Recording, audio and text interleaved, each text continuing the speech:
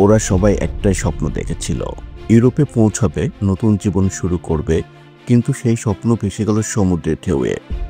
একটা নৌকা, শত মানুষ, আর সামনে শুধু পানি আর পানি। এই হলো সেই ভয়ঙ্কর বাস্তবতা যা কেউ জানতে চায় না। অন্তিম এপিসোডে আজকে আমরা জানবো মানুষ কেন অবৈধ পথে ইউরোপ পাড়ি দিচ্ছে এবং তাদের ভাগ্যে কী ঘটছে। চ্যানেলে নতুন হলে অনুরোধ করব সাবস্ক্রাইব করে বেল বাটনটি অন করে দেওয়ার জন্য। প্রতি বছর আফ্রিকা, সিরিয়া, পাকিস্তান, বাংলাদেশ, আফগানিস্তান থেকে হাজার হাজার মানুষ ইউরোপের পথে পাড়ি দেয়। কেউ যুদ্ধ থেকে বাঁচতে, কেউ দারিদ্র্য থেকে পালাতে, আর কেউ শুধু একটু ভালো জীবনযাপনের আশায়।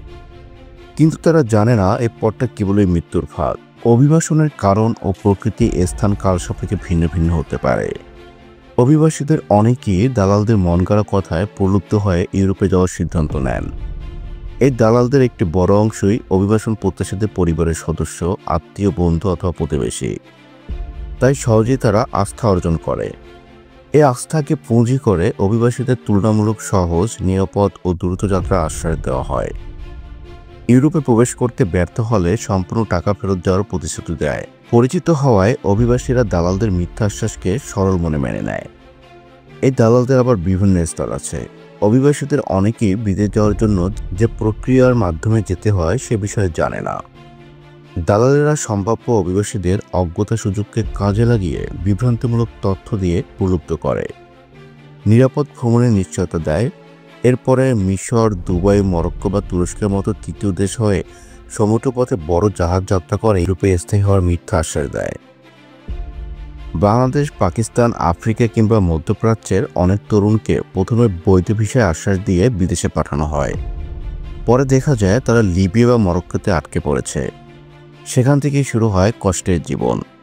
শত শত মানুষকে পুরনো মরিচাপাড়ার ট্রলার বা ডিঙি নৌকে করে বসানো হয়। গরমে পুড়ে, ঠান্ডায় কাঁপতে কাঁপতে দিন কাটাতে হয় তাদের। না থাকে পর্যাপ্ত খাবার, না থাকে বিশুদ্ধ পানি। অনেক সময় শিশু, নারী, গর্ভবতী মা, এমনকি বৃদ্ধ লোককেও বসানো হয় সেই নৌকায়। মাঝ সমুদ্রে সামান্য ঝড় বা ঢেউ আসলেই নৌকা উল্টে যায়। একবার উল্টে গেলে কারো বাঁচার সুযোগ থাকে না। জাতিসংঘের পরিসংখ্যান বলছে শুধু 2024 সালেই ভূমধ্যসাগরে ডুবে মারা গেছে প্রায় 3000 মানুষ। এর মধ্যে বহু বাংলাদেশিও ছিল। অনেকের লাশ আজও খুঁজে পাওয়া যায়নি। কল্পনা করুন, একজন তরুণ যে পরিবারের ভবিষ্যৎ গড়তে চেয়েছিল, সে পরিবারকে শেষ পর্যন্ত কাঁদিয়ে গেল সাগরের গভীরে। কিন্তু এখানেই শেষ নয়। যারা ভাগ্যক্রমে ইউরোপের উপকূলে পৌঁছতে পারে তাদের জন্য অপেক্ষা করে আরও দুঃস্বপ্ন। ইতালি বা গ্রিসের শরণার্থী ক্যাম্পে মাসের পর মাস অনিশ্চিত জীবন কাটাতে হয়। গাদাগাদি করে থাকতে হয় কয়েক হাজার মানুষের সাথে। সেখানে না থাকে স্বাস্থ্যসেবা, না থাকে কাজের নিশ্চয়তা।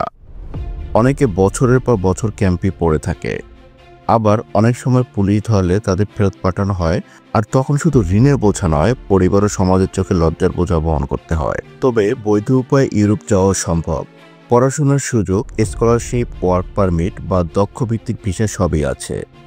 যদিও প্রক্রিয়াটি সময় সাপেক্ষ এবং কিছুটা কষ্টকর, কিন্তু এটি নিরাপদ। যারা বৈধভাবে গেছেন তারা নিশ্চিন্তে কাজ করছেন, পরিবারে টাকা পাঠাচ্ছেন এবং পরবর্তীতে স্থায়ীভাবে বসবাসের সুযোগও পাচ্ছেন।